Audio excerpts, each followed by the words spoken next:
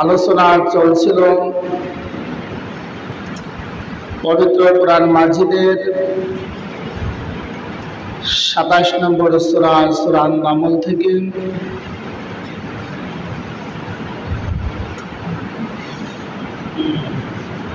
সুলাইমান আলাইহিস সালাম যখন তিনি রানী বিলকিসের কাছে চিঠি লিখলেন, চিঠি লেখার পরে হুদহুদ পাখিকে বললে, হুদহুদ পাখি, তুমি এই চিঠিখানা নিয়ে যাবে, যাবার পরে ওই সাবা রাজ্যের রানী নিকটে চিঠিখানা তুমি রেখে দিবে, তবে সেখানে তুমি অবস্থান করবে না, সেখান থেকে একটু দূরে থাকবে। থাকার পরে তুমি একটু লক্ষ্য করবে যে চিঠিখানা পাবার পরে ওই রানী বিলকিসের তার চিন্তা ভাবনাটা কেমন হয়, তার উক্তিটা কেমন হয়, তুমি সেখানে থাকবে না, বাহির থেকে একটু লক্ষ্য করবে। হুদহুদ পাখি রানী বিলকিসের সেই সংরক্ষিত সেই কামরার ভিতরে প্রবেশ করে দেখেন যে তিনি দুপুর পরে ঘুমাচ্ছেন। তার পাশে অথবা তার বুকের উপরে চিঠিখানা রেখে হুদহুদ পাখি বাহিরে এসে উকি দিয়ে লক্ষ্য করে দেখলো যে দেখি রানী বিলকিস সেই চিঠিখানা পাবার পরে কি করে। রানী বিলকিস যখন চিঠিখানা পাইলেন, পাবার পরে তিনি তার মন্ত্রী পরিষদকে ডাকলেন, ডেকে বলতেছেন, ক্বালাতে আইয়ুহাল মালাউ আফতুনি ফি আমরি মা কুনতু কাতিআতান আমরান হাত্তা তাশহাদু। তিনি বললেন যে, ইয়া আইয়ুহাল মালা, হে আমার মন্ত্রী পরিষদ বর্গ, আফতুনি ফি আমরি মা কুনতু কাতিআতান আমরান হাত্তা তাশহাদু। এখন এই পরিস্থিতিতে আমি কি সিদ্ধান্ত নিতে পারি, কি করতে পারি, এ ব্যাপারে তোমরা আমাকে কি করো, একটু পরামর্শ দাও যে আমরা এখন কি সিদ্ধান্তে উপনীত হতে পারি। قالوا نحن أولو قوة وأولو بأس شديد। قالوا মন্ত্রী পরিষদ সকলে এসে বলতেছেন যে নাহনু উলু কুওয়াতি ওয়া উলু বাসিন শাদীদ, আমরা তো খুব শক্তিশালী, আপনার মন্ত্রী পরিষদ তো অনেক শক্তিশালী, আপনি ওই সুলাইমান আলাইহিস সালামের ব্যাপারে কঠোর একটা সিদ্ধান্তে আপনি উপনীত হন। এটা কিন্তু পূর্বের যুগের কথা শুধু বলে নাই, বর্তমান সময়ে দেখা গেছে রাষ্ট্রপ্রধান যখন কোনো বিষয়ে সিদ্ধান্ত নেওয়ার জন্য মন্ত্রী পরিষদ বর্গকে ডেকেছে পরামর্শ নেওয়ার জন্য, এই সায়েন্স এগুলো কিন্তু এক কথাই বলছে যে আপনি কি করেন, কঠোর সিদ্ধান্ত নেন, আমরা আপনার সাথে আছি। বলেন তো এগুলো বলে না? এগুলো বলে থাকে। রানী বিলকিসকেও একই কথাই বললেন যে আপনি কি করুন, কঠোর সিদ্ধান্তে আপনি উপনীত হন, কারণ আমরা হচ্ছে খুবই শক্তিশালী। তাদের সংখ্যা ছিল ৩১৩ জন, প্রত্যেকের পিছনে ১০,০০০ করে সৈন্য ছিল। ওয়াল আমরু ইলাইকি ফানজুরি মাযা তা'মুরিন। রানী বিলকিস বলতেছেন যে তোমরা আমাকে এই ব্যাপারে কে কি উপদেশ দিবে, কে কি সিদ্ধান্ত দিবে, তোমরা বলো। যখন তারা এই সিদ্ধান্তের কথা করে বলল যে আমরা অনেক শক্তিশালী, আমাদের সৈন্য আছে, আমাদের কর্মী আছে, আমাদের বাহিনী আছে, আপনি তাদের বিপক্ষে কঠোর সিদ্ধান্তে আপনি উপনীত হন। তখন রানী বিলকিস বলতেছেন, ক্বালা ইন্নাল মুলুকা, জামাল মন্ত্রী পরিষদ, তোমরা কথাটি পরিষ্কার করে শোনো, ইদা দাখালু ক্বরিয়াতান, যখন কোন রাজ্যের রাজ্য প্রধান কোন রাজ্য দখল করতে চায়, রাজ্যের প্রতি যখন কোন রাজ্য প্রধানের নজর পড়ে যায়,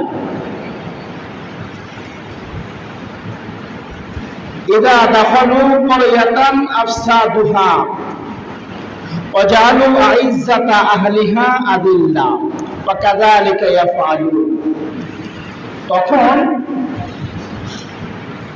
অন্য রাষ্ট্রের যে রাষ্ট্রপ্রধান সে যদি কোন রাজ্যে প্রবেশ করে, প্রথম তার টার্গেট হয় ওই রাজ্যের যারা সম্মানিত ব্যক্তি আছে, যারা ঊর্ধ্বতম কর্মকর্তা আছে, এই সম্মানিত ব্যক্তিবর্গকে সর্বপ্রথম তারা কি করে, টার্গেট ভিত্তিক এই মানুষদেরকে সমাজের মধ্যে, রাষ্ট্রের মধ্যে অপদস্থ করে, লাঞ্ছিত করে। দেখেন আল্লাহ পাক সুন্দর করে বলে দিয়েছে। বিগত দিনগুলোতে আমরা যদি একটু খেয়াল করে দেখি, যারা রাষ্ট্র পরিচালনা করেছিলেন তারা কি করেছেন, এই দেশে যারা শীর্ষস্থানীয় ওলামায়ে কিরাম, শীর্ষস্থানীয় যারা নেতৃবর্গ, এদেরকে কি অপদস্থ করে নাই? এদেরকে আরামে থাকতে দেয় নাই, এদেরকে হামলা করেছে, মামলা দিয়েছে, ফাঁসির কাস্টে ঝুলায়া এদেরকে শেষ নিঃশ্বাস ত্যাগ করতে তারা বাধ্য করেছে। রানী বিলকিস একই কথা বলতেছে যে তোমরা তো খালি পিছনে ফটর বটর করতেছে, তবে রাজ্য প্রধান যখন কোন রাজ্যে ঢোকে প্রথমে বেছে বেছে যারা সম্মানিত তাদেরকে অপদস্থ করবে।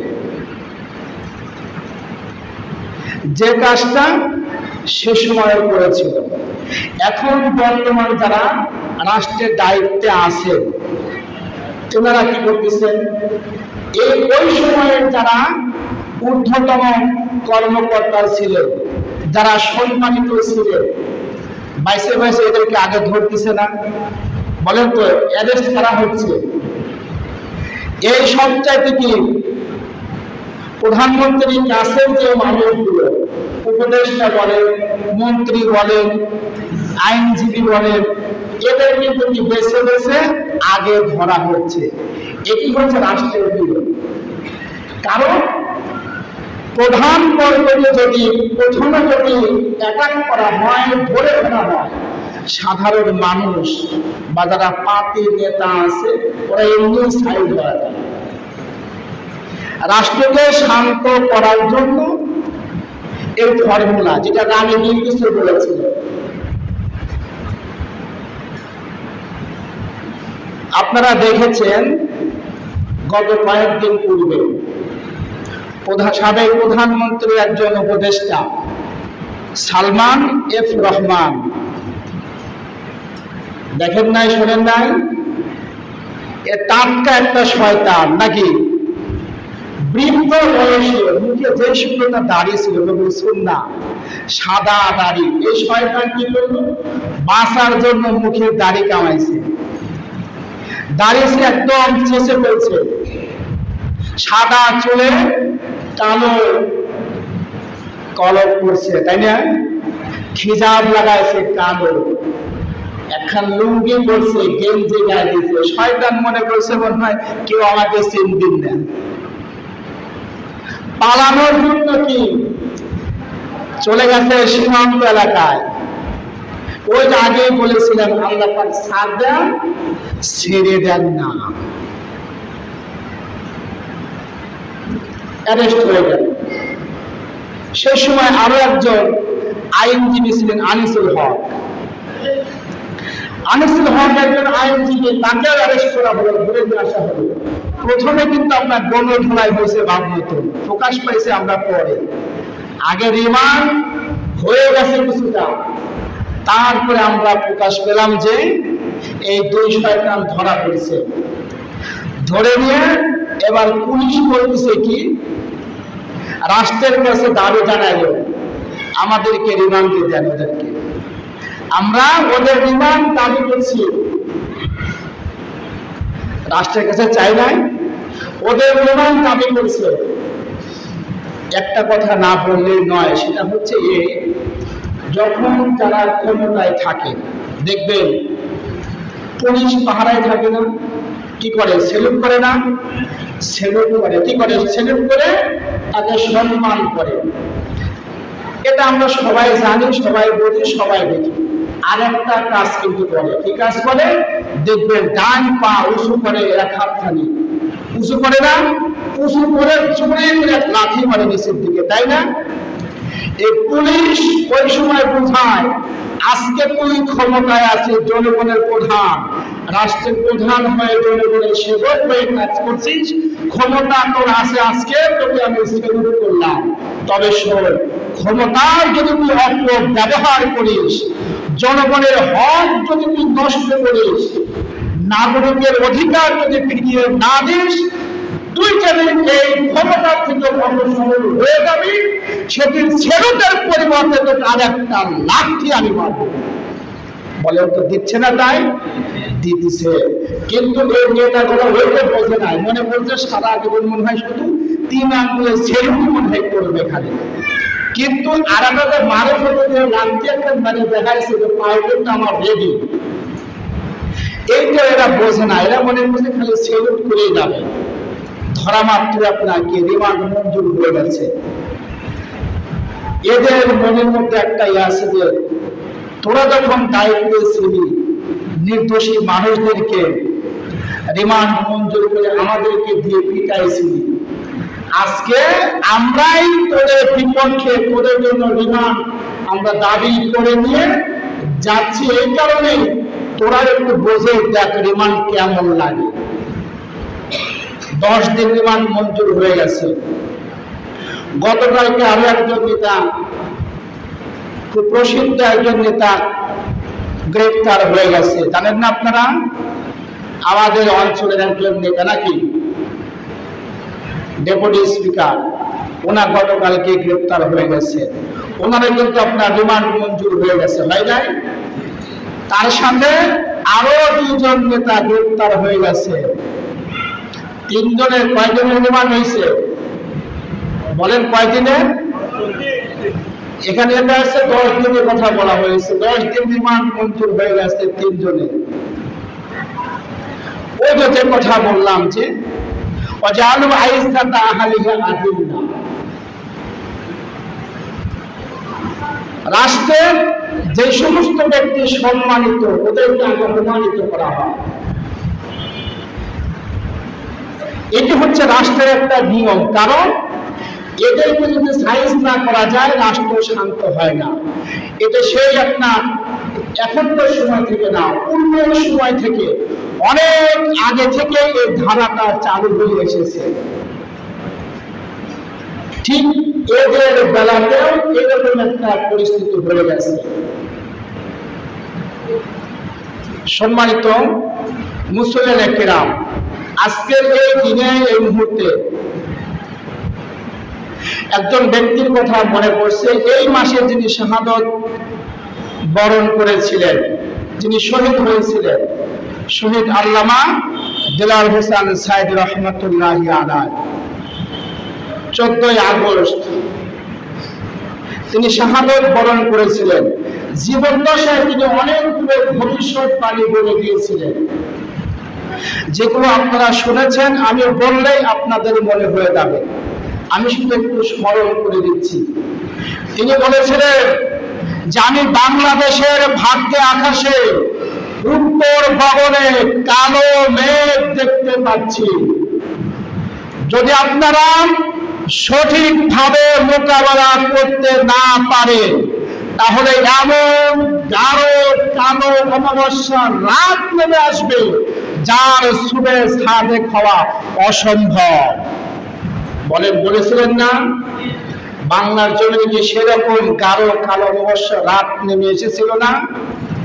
এসেছিল, যার সুবে সাদেক হওয়া অসম্ভব। তিনি বলেছিলেন যে আপনারা কি কাপুরুষের মতন ঘরে বসে থাকবে? একথা বলার পরে জনতা বলেছিল যে না, আমরা কাপুরুষের মতো ঘরে বসে থাকবো না। কাপুরুষের মতন ঘরে বসে না থাকার কারণে আল্লাহ পাক 5 তারিখে একটা বিজয় দিয়েছেন, দেন নাই? আল্লাহ পাক দিয়েছেন। তিনি যে ভবিষ্যৎবাণী বলে গিয়েছিলেন সেটা কি বাস্তবতা প্রমাণ হয়ে গেছে।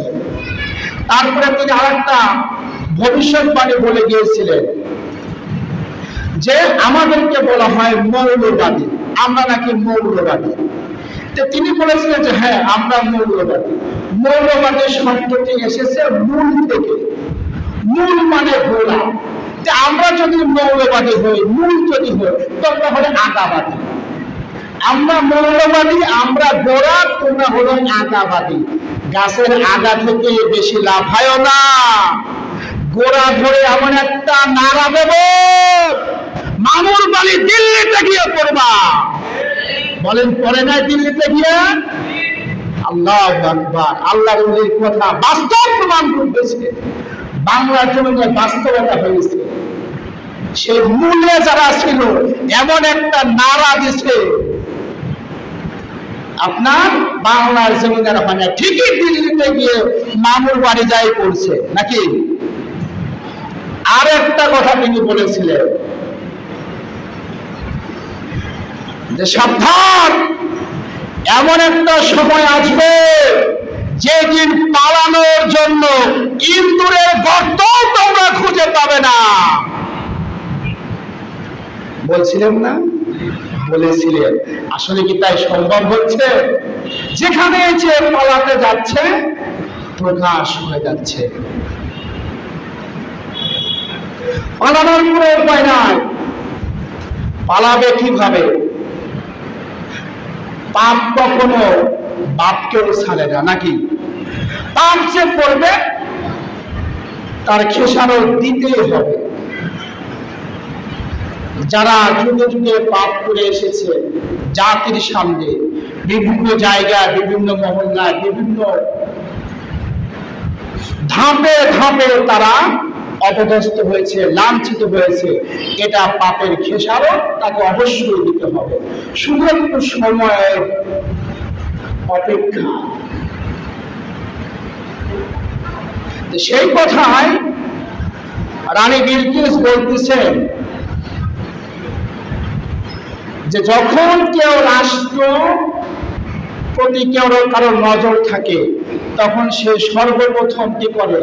রাষ্ট্রের যারা সম্মানিত আগে ওদেরকে অপমানিত করে, লাঞ্ছিত করে, তারপরে অন্য সেক্টরে সে নজর দেয়। এবার রানী বিলকিস মন্ত্রী পরিষদের সিদ্ধান্ত মোতাবেক কিন্তু সুলাইমান আলাইহিস সালামের বিপক্ষে তিনি সৈন্য পাঠান নাই, নাকি পাঠাইছিলেন? সৈন্য পাঠান নাই। রানী বিলকিস খুব বিচক্ষণ ছিলেন, বুদ্ধিমতী ছিলেন। তিনি বলতেছেন ওয়া ইন্নী মুরসিলাতুন ইলাইহিম বিহাদিয়াতিন ফানাজিরাতুম বিমা ইয়ারজিউল মুরসালুন। তিনি বলতেছেন ওয়া ইন্নী মুরসিলা, আমি পাঠাতে চাই, ইলাইহিম তার নিকটে বিহাদিয়া, কিছু উপঢৌকন আমি পাঠাতে চাই। মন্ত্রী পরিষদ বললেন যে আপনি কেন উপঢৌকন পাঠাবেন? বলতেছে আমি এই কারণে উপঢৌকন পাঠাবো, আমি যদি উপঢৌকন পাঠাই আমি তাকে পরীক্ষা করব, সে যদি উপঢৌকনকে গ্রহণ করে, কবুল করে, তাহলে আমি মনে করব সে হলো বাদশাহ। আর যদি উপঢৌকন না নেয় তাহলে বলবো সে হচ্ছে আল্লাহর নবী। আর বাদশাহ যদি হয়, এক বাদশাহ আর এক বাদশার বিরুদ্ধে লড়াই করতে পারবে এর দুঃসাহস আমি রাখি, কিন্তু তিনি যদি নবী হন, নবীর সাথে লড়াই করা আমার মতন একজন ছোট্ট একজন বাচ্চার পক্ষে এটা মোটেও সম্ভব না। বিদায় আমি আগে তাকে পরীক্ষা করার জন্য একটু উপঠৌকন আমি পাঠাচ্ছি। দেখেন না, অনেক সময় কি করি আমরা বিভিন্ন ক্ষেত্রে বিভিন্ন মানুষের মুখ বন্ধের জন্য, বিভিন্ন কাজ হাসিল করার জন্য আগে একটু মুসাফা করে আসে। কেন? যাতে আমার কাজটা উসুল হয়ে যায় নাকি। রানী বিলকিস তিনি কি করলেন? একটু হাদিয়া পাঠালেন। পাঠানোর পরে সুলাইমান আলাইহিস সালাম সেই হাদিয়া যখন দেখলেন, দেখার পর বলতেছেন, ফালাম্মা জাআ সুলাইমানা ক্বালা আতুমিদ্দুনানি বিমালি ফামা আতানি আল্লাহু খায়রুম মিম্মা আতাকুম বাল আনতুম বিহাদিয়াতিকুম তাফরাহুন। সুলাইমান আলাইহিস সালাম বলতেছেন, ক্বালা আতুমিদ্দুনানি বিমাল, তোমরা কি আমাকে কি ধন সম্পদ দিচ্ছ? এটা কি আমাকে খুশি করবে তোমরা? যে একটু তোমরা হাতিয়া নিয়ে এসেছো, উঠোর করে নিয়ে এসেছো, আমাকে দিলেই মনে হয় আমি খুশি হয়ে যাব। তোমরা কি এটা ভাবতেছ? ফামা আতানি আল্লাহু খায়রুম মিম্মা আতাকুম, বরং আল্লাহ রাব্বুল আলামিন তিনি যে যত সম্পদ আমাকে দিয়েছেন, তোমাদের চাইতে অনেক সম্পদ তিনি আমাকে দিয়েছেন। যারা বলেন সুবহানাল্লাহ।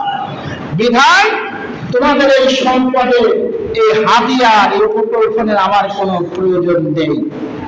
বাল আনতুম বিহাদিয়াতিকুম তাফরাহুন, তোমরা কি করো? তোমাদের সেই উপকরণ দিয়ে তোমরা ফিরে যাও আর তোমরা আনন্দ করতে থাকো।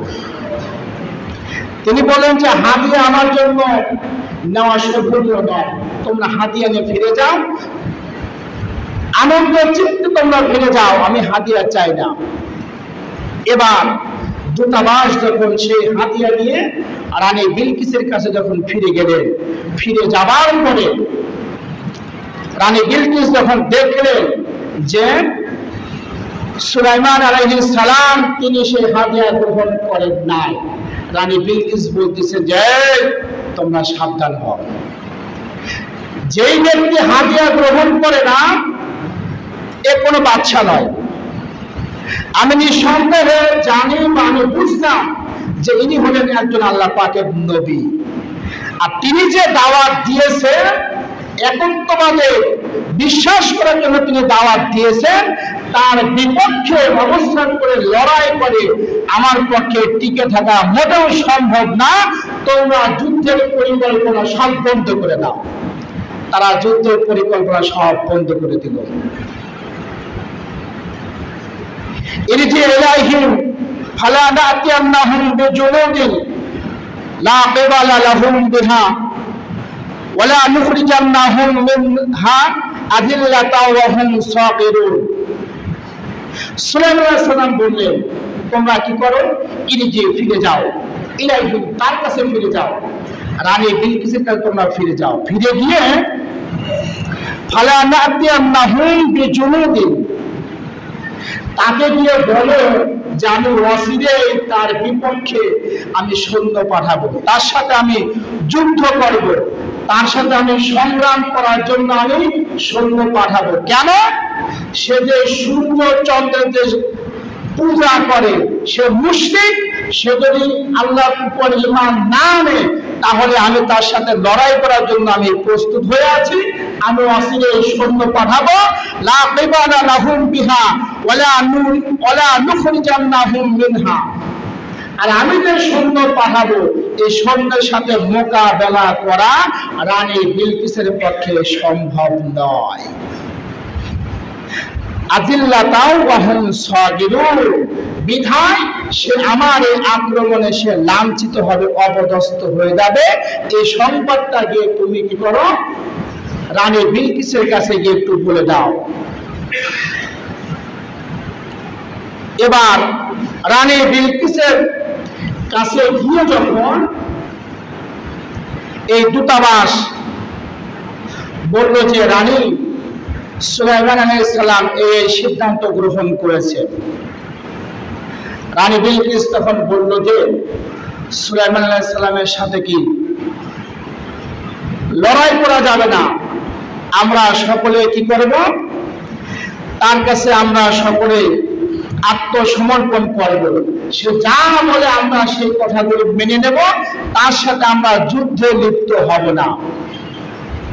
এই কথা বলার পরে সকলে মিলে রানী বিলকিস সহ যখন 12,000 সৈন্য নিয়ে রওনা হলো আপনার সুলাইমান আলাইহিস সালামের রাজ দরবারের দিকে, আল্লাহ পাক ওহী নাযিল করলেন যে সুলাইমান আলাইহিস সালাম রানী বিলকিস কিন্তু 12,000 সৈন্য নিয়ে তোমার রাজ দরবারে সে কিন্তু আত্মসমর্পণ করার জন্য অলরেডি রওনা দিয়েছে। এবার সুলাইমান আলাইহিস সালাম বলতেছেন, ক্বালা ইয়া আইয়ুহাল মালা, হে মন্ত্রী পরিষদ, আইয়ুকুম ইয়াতিনি বিআরশিহা ক্বাবলা আইয়াতুনি মুসলিমিন। রানী বিলকিস সুলাইমান আলাইহিস সালাম বলতেছে যে মন্ত্রী পরিষদ, রানী বিলকিস তো আমার রাজ্যে আগমন করছে, চলে আসতেছে, তো তোমরা কি করো? ওই যে রানী বিলকিস যে সিংহাসনে বসে রাজ্য পরিচালনা করে, ওই সিংহাসনটা কে আছে যে আমার রাজ্যে এখনই নিয়ে আসতে পারবে? সুলাইমান আলাইহিস সালাম রাজ্যের মধ্যে কি সিংহাসনে বসে মন্ত্রী পরিষদকে নিয়ে সংসদ বৈঠকে তিনি বসে আছেন। বসে যখন এই কথা বললেন, এদিকে রানী বিলকিস তাফসীরের মধ্যে দেখলাম তিনি তার সিংহাসনটা 7টা তালাবদ্ধ ঘরের মধ্যে, যেখানে রাষ্ট্র সংরক্ষিত 1টা 2টা না 7টা তালা ভঙ্গ করে দরজাটা ভেঙে দিয়ে রানী বিলকিসের সিংহাসনের কাছে যেতে হবে। এই 7টা তালা 7টা দরজা অতিক্রম করে সেখানে যেতে হবে। এরকম সংরক্ষিত একটা জায়গাতে সিংহাসন রেখে আবার পাহারাদারকে নিযুক্ত করে তিনি সুলাইমান আলাইহিস সালামের রাজ্যের দিকে চলে আসছেন। এবার সুলাইমান আলাইহিস সালাম যখন তার মন্ত্রী পরিষদকে সিংহাসনটা নিয়ে আসার জন্য বললেন, ক্বালা ইফরিত মিনাল জিন্নি, জিনের মধ্যে একজন, তার নাম হচ্ছে ইফরিত।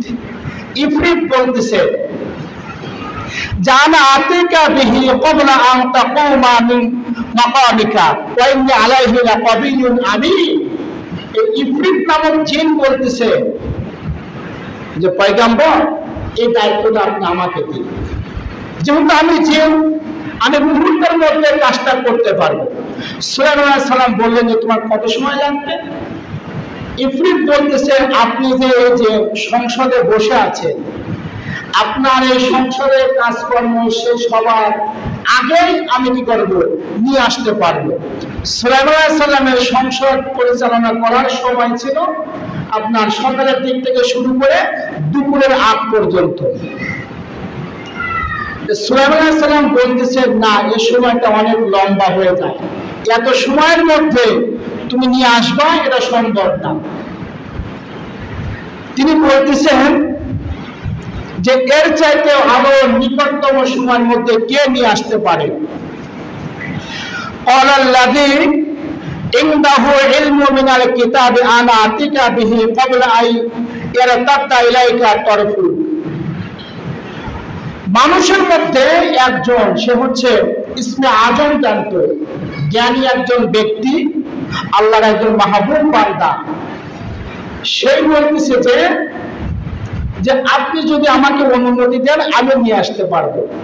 সুলাইমান আলাইহিস সালাম বললেন যে কত সময় লাগতে পারে?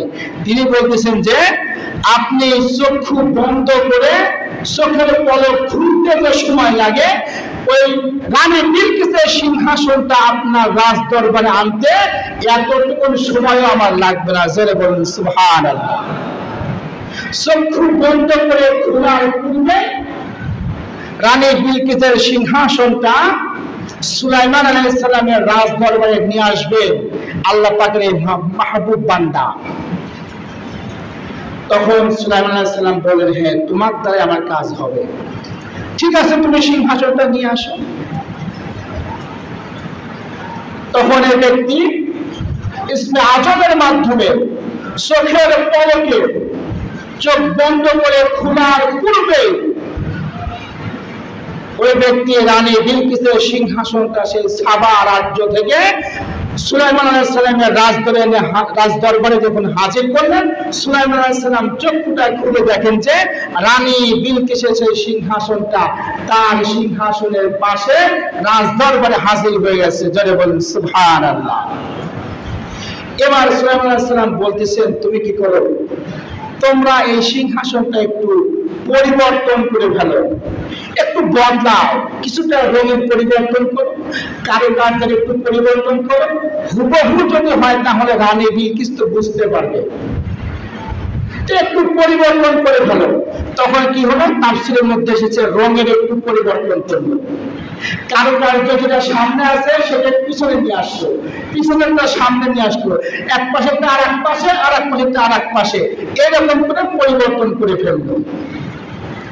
আর সুলাইমান আলাইহিস সালাম জিনদেরকে বললেন, জিনেরা তোমরা কি করো, আমার রাজ্যের যতটুকু এরিয়া আছে সমস্ত এরিয়াটুকু, যে রাস্তাটুকু আছে সমস্ত রাস্তাগুলো তোমরা কি করো, চোখের পলকে স্বর্ণের রাস্তা বানায় দাও। জোরে বলেন সুবহানাল্লাহ।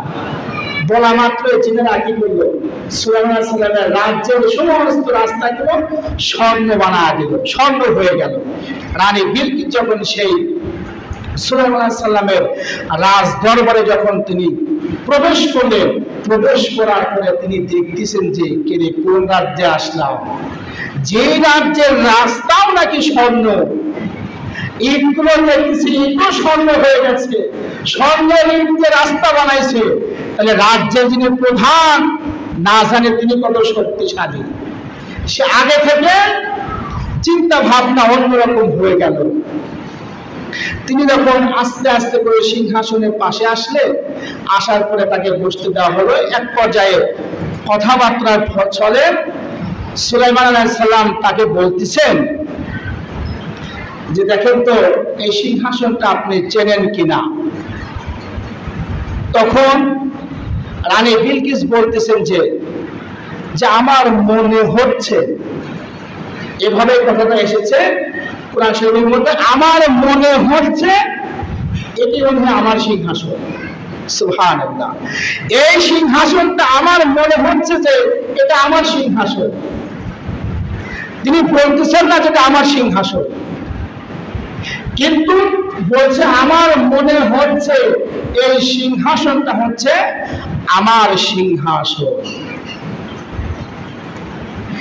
এই যে আপনার সিংহাসন, সাবা রাজ্য থেকে সুলাইমান আলাইহিস সালাম তার রাজ্যে যখন সিংহাসনটা নিয়ে আসলেন, রানী বিলকিসের কি বোঝার আর কিছু বাকি আছে? তার ক্ষমতা সম্পর্কে বোঝার আর কোনো বাকি নাই। এরকম পয়গম্বর সুলাইমান আলাইহিস সালাম তিনি কি এখন বেঁচে আছে? তার ক্ষমতা কি এখন আছে?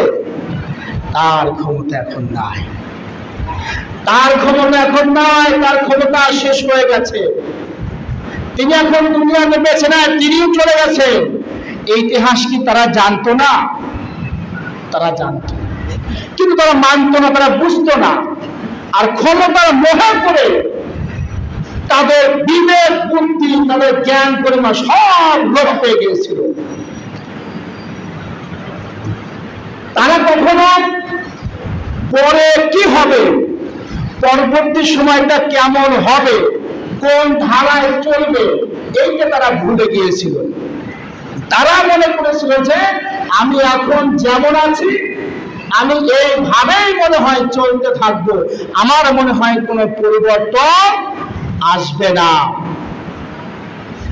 সম্মানিত তাওহীদ জনতা, পরিষ্কার করে আমি বলে দিচ্ছি, সেই সময় যে মানুষগুলো আলেমদের উপর নির্যাতন করেছিল, হামলা করেছিল, মামলা দিয়েছিল, এরপরে তারা ক্ষান্ত না হয়ে শেষ পরিণতি হিসেবে যে সমস্ত মানুষদেরকে তারা ফাঁসির কাস্তে ঝুলিয়েও তারা ক্ষান্ত হন নাই, ক্ষমতার লোভে একের পর এক তারা অন্যায় করে যাচ্ছিল। এই মানুষগুলো যখন এই বাংলার জমিনে তারা বাঁচার জন্য আহ্বান চেষ্টা করলো, এক পর্যায়ে আল্লাহ রাব্বুল আলামিন তাদের পাপের খেসারত স্বরূপ বাংলার জমিনে এই মানুষদেরকে মুসলমানের হাত থেকে তারা রেহাই পায় না। জোরে বলুন ঠিক কিনা? পরিষ্কার কথা, এরা রেহাই পায় না। এদের সাথে কারো কি শত্রুতা আছে? এরকম এদের সাথে এটা পাপের কারণ। আল্লাহ পাক নিজে বলেছেন, জাহারাল ফাসাদি ফিল বাররি ওয়াল বাহরি বিমা কাসাবাত আইদিয়ান নাস। জলে এবং স্থলে যত বিপর্যয় ঘটবে, যত অশান্তি আসবে, যত কষ্ট আসবে, যত ধরনের বালা মুসিবত আসবে, সবকিছু দুই হাতের কামাই। দেখে সব দুই হাতের কামাই। যে যেরকম পাপ করেছে, কামাই করেছে, সেই অনুপাতে তাকে এখন সাজা পেতে হচ্ছে। সাজা পেতে হচ্ছে না, সাজা পেতে হচ্ছে। এদের থেকে আমাদের শিক্ষা নিতে হবে, এদের থেকে আমাদের শিক্ষা নিতে হবে। আমাদেরও ভুলে গেলে চলবে না, আমাদেরকে শিক্ষা নিতে হবে যে অন্যায় করলে জাতি কোনোদিন কেউ কাউকে ছেড়ে দেয় না, কেউ কাউকে ছেড়ে দেয় না। একটা গল্প মনে পড়ে গেল, বলবো নাকি? গল্পটা বলে একটু বোঝার চেষ্টা করবেন। দীর্ঘদিন পরে, মানে স্বামী স্ত্রী দাম্পত্য জীবন দীর্ঘদিন পার করার পরে যখন প্রায় বৃদ্ধ বয়সে চলে এসেছে, একদিন স্বামী মনে করেন যে মনের আহ্লাদে এখন স্ত্রী বলতেছে কি, যে তোমাকে আমি আর রাখবো না, তোমার সাথে সংসার করবো না, তোমাকে আমি তালাক দিয়ে দেবো। স্ত্রী কয় যে এটা কথা বললে নাকি, এখন বৃদ্ধা হয়ে গেছি, আর এই বয়সে তালাক দিবে? এখন এমনি তালাক দেওয়ার বয়স নাকি? না, তোমার সাথে আর আমার সংসার চলবে না, তোমাকে আমি তালাক দিয়ে দেবো। স্ত্রী বলতেছে আমার দোষটা কি তালাক দিবে? দোষ হলো এই, তুমি বিয়ের আগে অমুক জায়গায় প্রেম করছিলা, বিয়ের আগে অমুক ছেলের সাথে প্রেম করছিলাম, অমুক জায়গায় বেপর্দায় ঘুরে বেড়াচ্ছিলাম, এই কাজ করছিলাম, সেই কাজ করছিলাম, নানান ধরনের তোহমত দিয়ে বলতেছে, এই জন্যই আমি তোমাকে রাখবো না। স্ত্রী বলছে যে ও কথা কি বাসর রাতে তোমার মনে আসছিল না? যেই দিন তোমার বাড়িতে আমি প্রথম আসলাম, সেই দিন তুমি বললেই তো পারতে যে আমি প্রেম করছিলাম, আমি অমুকের সাথে আমি এরকম ভাবে সম্পর্ক রাখছিলাম। আজ দীর্ঘ এতদিন পরে, এতদিন সংসার করার পরে তুমি আজকে এসে আমাকে বলতেছো যে তুমি আমার সাথে সংসার করবে না, এটা কেমন কথা? হ্যাঁ, তোমার সাথে আমি সংসার করব না। স্ত্রী বলতেছে শোনো, তাহলে পরিষ্কার কথা আমারটাও শুনে নাও। তোমার কথা যেমন পরিষ্কার যে আমার সাথে সংসার করবে না, আমার কথাও এরকম পরিষ্কার। সেটা হলো এই, যেই দিন তোমার সাথে আমার বিবাহ হয়, ওই দিন আমিও একা ছিলাম, তুমিও একা ছিলা। দীর্ঘ 40-50টি বছর তোমার সাথে সংসার করার পরে আজ কিন্তু আমার ছেলে হয়েছে, মেয়ে হয়েছে, ছেলের মেয়ে আছে, নাতি আছে, নাতনি আছে, সংখ্যা কিন্তু অনেক বেশি আছে। শোনো, বুড়ো বয়সে তুমি যদি আমাকে সে বিবাহের পূর্বের কথা স্মরণ করে যদি তালাক দিতে চাও, আমি ছেড়ে দিলে আমার নাতি নাতনি গুলো তোমাকে ছেড়ে দিবে না। শোনো মুসলমান, 50 বছর আগে যেদিন স্বাধীনতা হয়েছিল, সেই সময় কোনো যুদ্ধ অপরাধী ছিল না, সেই সময় কোনো রাজাকার বলে কোনো মানুষ ছিল না। 50 বছর 53 বছর পরে যখন তোমরা রাজাকারের বিচার করলা, তারা কেউ না থাকতে পারে, তার উত্তরসূরিগুলো আছে, তারা তোমাদেরকে কখনো ছেড়ে দেয় নাই। বলেন ছেড়ে দিছে? ছেড়ে দেয় নাই। সাবধান হতে হবে। আমার কেউ না থাকতে পারে, আমি একা থাকতে পারি, আমার আত্মীয়স্বজন না থাকতে পারে। আল্লাহ বলেন যে ও বান্দা, আমি কি তোর জন্য যথেষ্ট নই? বলেন অবশ্যই যথেষ্ট। আল্লাহ আমাদের জন্য যথেষ্ট। আমাদের আল্লাহ ছাড়া কে আছে বলেন? যে সময় আমরা কি বাকরুদ্ধ ছিলাম, আমরা কি কার কাছে কেঁদেছি বলেন? আল্লাহর কাছে কেঁদে নাই, কোনো মানুষের কাছে বিচার দিছি? মার খেলে হজম করছি, বোকা দিলে হজম করছি, জেলে নিলে হজম করছি, ফাঁসির কাস্টে নিলেও হজম করছি। শুধু দু চোখ দিয়ে আমরা নির্জনে পানি ছেড়েছি আর আল্লাহর কাছে কেঁদেছি যে আল্লাহ তুমি ছাড়া আমাদের আর কেউ নাই, তুমি ছাড়া আমাদের আর কেউ নাই। আল্লাহর কাছে আমরা কেঁদেছি। আল্লাহ পাক সেই ডাকটা কবুল করেছেন, তিনি ফয়সালা করেছেন নাকি। এখন আগামীতে আমাদের কাজ হবে, আমরা অতীতে আমাদের ভুল ভ্রান্তি অনেক হয়ে গেছে, কেউ আমরা ভুলের ঊর্ধ্বে না, ভুল কম বেশি আমাদের সকলেরই আছে। আমি আলেম হলেও আমার ভুল আছে, আমিও কি ভুলের ঊর্ধ্বে নয়, আমিও ভুলের মধ্যে আছি, ভুল ভ্রান্তি আমাদের সকলের মধ্যে আছে। আমরা এখন কি করব? অতীত জীবনের কথা স্মরণ করে আল্লাহর কাছে মাপ চাইবো, ভবিষ্যতে যেন আমরা আর অন্যায় কাজে লিপ্ত না হই এ প্রতিজ্ঞা করে আল্লাহর কাছে ক্ষমা চাবো। অতীতে যা গুনাহ হয়েছে আল্লাহ পাক ইচ্ছা করলেন তিনি কি ক্ষমা করতে পারেন না? তিনি অবশ্যই ক্ষমা করতে পারেন। আল্লাহ রাব্বুল আলামিন যেন আমাদের অতীত জীবনের ভুল ভ্রান্তিগুলো তিনি যেন ক্ষমা করে দিয়ে বাকি জীবনটা আগামীর দিনগুলো যেন আমরা সত্যিকারের মুসলমানের যে কাজগুলো আছে, একজন ইমানদারের যে নৈতিক দায়িত্ব, ইমানি দায়িত্বের চেতনা নিয়ে যেন আমরা আগামী দিন নতুন করে যেন আমরা চলতে পারি, তৌফিক আল্লাহ রাব্বুল আলামিন আমাদের সকলকে দান করুক। এই সমাজটা আল্লাহ পাক সেইভাবে উর্বর করে দিক যাতে করে মুসলমানগুলো তাদের ধর্ম যেন সঠিকভাবে পালন করতে পারে, কোরআন সুন্নাহ যেন রাষ্ট্রটা পরিচালনা করে, এই রাষ্ট্রটা যেন একটা ইসলামের রাষ্ট্র, দুনিয়াটাই যেন জান্নাতের শান্তি যেন আল্লাহ পাক আমাদের সকলকে দেখিয়ে দিয়ে তারপরে যেন আল্লাহ পাক ইমানের মৃত্যু দেন। সকলে আল্লাহুম্মা আমিন ওয়া আখিরু দাওয়াহুম আলহামদুলিল্লাহি রাব্বিল আলামিন। আসসালামু আলাইকুম ওয়া রাহমাতুল্লাহি ওয়া বারাকাতুহু।